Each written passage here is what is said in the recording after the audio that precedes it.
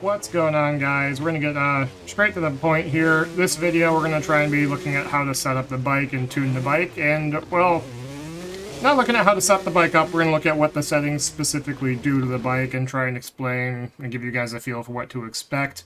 We're gonna do this, take this one bike, we're gonna do one setting at a time, move it to the max in each direction, and see what the difference is.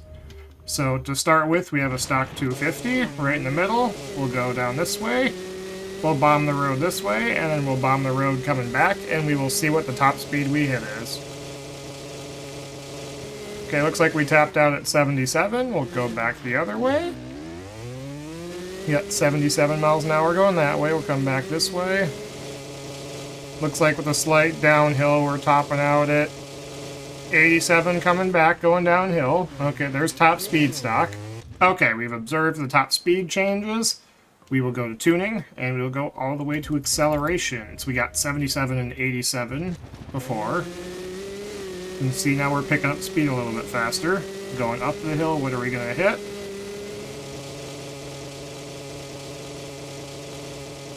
So going up the hill, tune towards towards max acceleration. It doesn't appear that we've actually lost any top speed at all. We got 77 on stock. And with all acceleration, we hit 87 coming back. So on the full acceleration tune, you actually pick up a couple miles an hour on either side. Tuning for full acceleration is what we can learn there from stock. So first takeaway with this is to definitely don't leave it in the middle. Pick an extreme, it would seem. Let's go all the way to top speed. See if we can beat 77. It's a little bit more sluggish getting going now.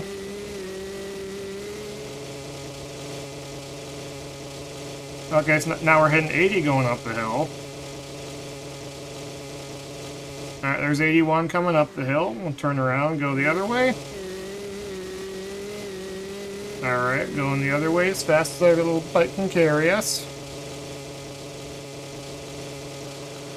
And now we got up to 95. Alright, so there's our view of what happens with top speed.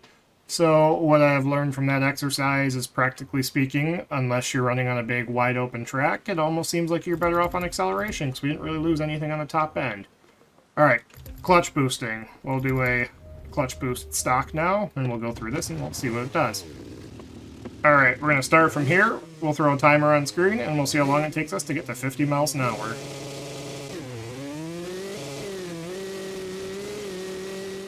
Alright, there we go. That was with clutch boost at the full clutch boost power thing. So we'll go again, and we will take the clutch and set it for maximum shift speed this time. And here we go.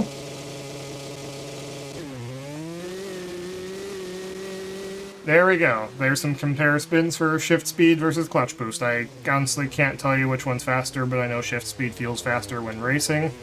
But, there you go, there's the clutch boost example. I know shift speed, if you're playing with automatic, shift speed's definitely faster. Alright, so we've got our bike for acceleration. We're going to go with the shift speed. Next one is the frame. This is where we'll notice a difference. This is where I felt a huge difference. So this is with the frame in the middle of it. The best way I can think of showing this is doing some whips. So there we go, we'll do a couple more. We'll put the... Again, this is a stock bike. I'm trying to show the frame difference here. I don't know how to describe it other than keep that whip in your head. We'll do one more of them.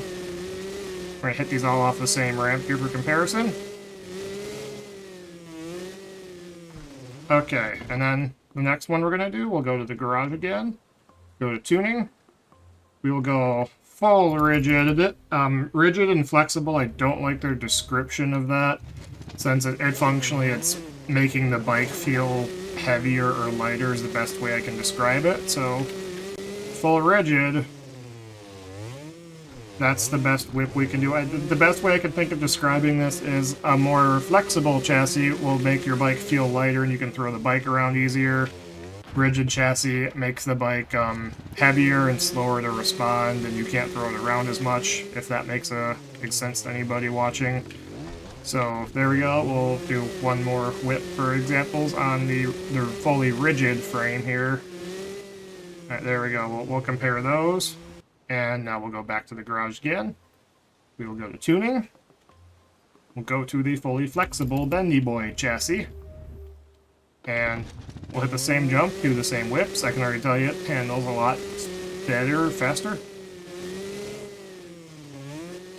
There you go. You're seeing a difference. It feels a lot lighter handling-wise. You can toss the bike around a lot more. The biggest way I could think of explaining it is in the air.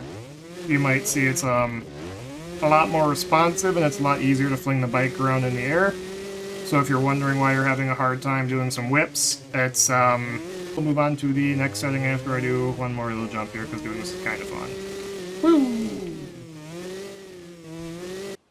Alright, next thing, we will take suspension. We were at the stock suspension, we will go to fully soft suspension, and this is where I think most people are probably playing with their suspension setup kind of soft, because it'll absorb bumps a little bit better. Alright, so this is the best way I can think of trying to explain the soft suspension. We'll hit the whoops here each way, and we'll see what the difference is.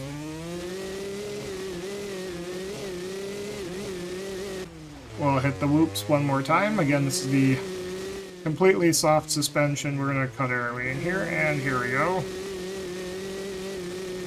Alright, there we go. That's the whoops on soft. We will take our garage, go to setup, and we will go to completely hard suspension now.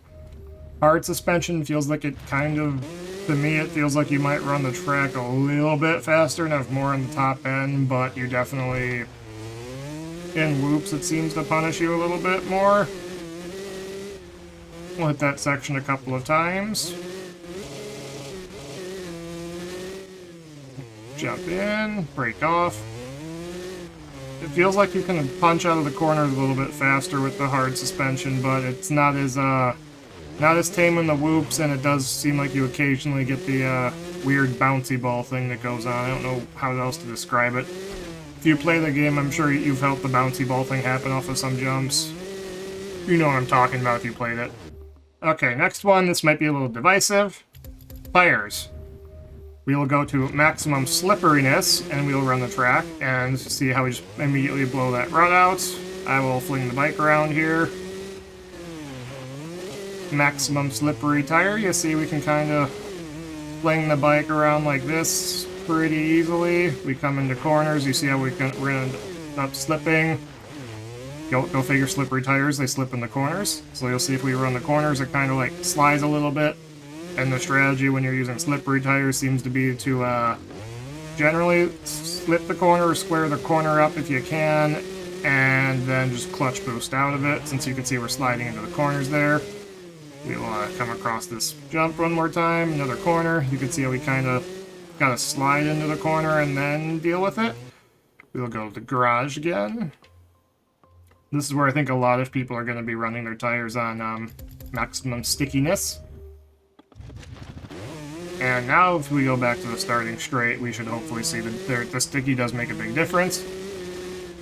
You can see how we're not easily able to just freely fling the bike around as much. If I go to do that on a starting straight, it kind of stays planted a little bit more, and we're not just flying all over the place.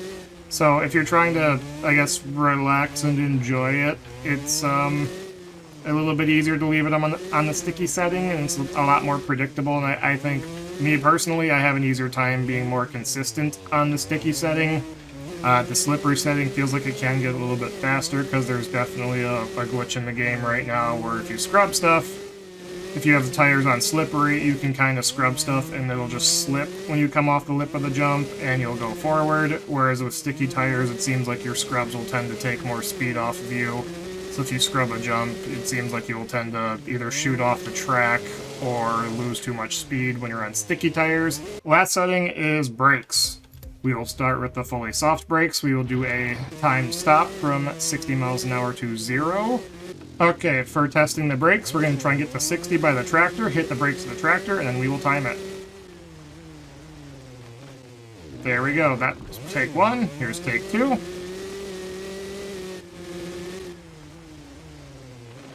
Alright, that's what you get for soft brakes. And we'll drop a donut right here if I can. We will now go to hard brakes, fully hard, which is where I tend to leave it, because I'd rather have my brakes be aggressive and just use my finger to decide how much braking I want. So again, we'll get up to 60 at the tractor. Approximately 60, hit the brakes, and you can see we still stopped kind of in the same spot, but we stopped slightly short that time. Try it again. Up to 60. Brake at the tractor. So where I have been tending to leave my bike, for anybody who's wondering, is my general messing around thing. I'm in free ride hitting big lines, I'm at top speed. If I'm doing supercross or just messing around with that freestyle section, I go to acceleration. The clutch, I always leave at maximum shift speed. My chassis, I tend to leave it flexible personally, since I like the bike feeling lighter and it's easier for me to fling around. If you're just going to rail the corners and you don't want to flip when you scrub, maybe rigid's easier. Suspension, I just tend to leave that at soft. Unless I'm on nationals, I'll harden it up. My tires, I personally leave it sticky. Sometimes it's faster for slipping, depending on how much you like scrubbing. Brakes, I always leave my brakes on hard. So hopefully that video will answer some of your guys' questions, and I've got a couple questions about my bike setup. I've noticed that as I have been messing around with the setup on the bikes a little bit, since it's not always intuitive with what happens. Like, you tune the bike towards acceleration, you might be inclined to think, oh no, I'm going to lose some top speed. As we saw in the first test in this, it appears that going to full acceleration still gives you more top speed over stock, and it's like putting a big bore kit in the bike. Worst case, you're still going to have more power and go a little bit faster, it seems. If you're trying to do whips and mess around with freestyle stuff, I would definitely leave your chassis fully flexible if you want to do whips, because the fully flexible chassis tends to whip a little bit better. But hopefully you guys enjoyed that, or learned something. I don't know if you'd call it enjoyment. Cathartic, maybe? I don't know. Maybe you learned something, maybe you didn't. Hopefully you found this video helpful. If you did, you could drop a like. I'd appreciate that. And yeah, beyond that, we'll see you guys another time playing more Legends or riding around in the real world, now that girlfriend and I have picked up some bikes and we're trying to hit the trail soon, depending on when this video goes up. Maybe more content coming. I don't know. We will see as we get bucked into the sunset and ragdolled. Thanks for watching. See you later.